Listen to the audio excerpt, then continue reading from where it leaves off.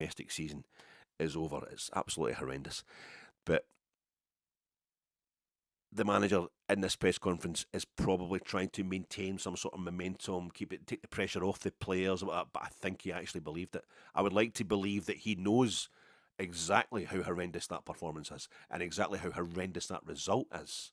You can't help but know how horrendous the performance is. Clement has captained and managed Belgian Cup winning teams.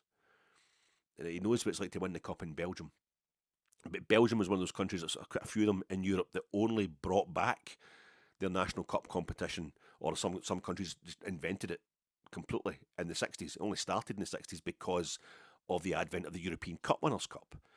That's something, all right, we'll a chance to get one of our teams into Europe, let's have a national cup competition. They only started it after the Cup Winners' Cup was invented. In Belgium, they had a Belgian Cup. I think they played it 2 or 3 times in the 1910s, once in the 20s, maybe once in the 30s, and about 3 times in the 50s. And then it was 1964. I think it's been going constantly since 1963-64 season. You know, the Cup Winners' Cup was 1960-61 that it started. We go to the first final.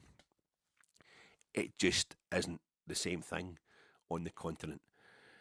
It's far less important on the continent that isn't Britain, because when the game took off in mainland Europe, it took off later in the UK, and by the time the UK had shown, the time it took off in mainland Europe, we're into, it was like 1891 our league starts, 1890-91, and a season or 2 seasons before that, the Preston North End Invincibles. Now that it starts down south, the league system, best part of 20 years after we've started with the cup competitions.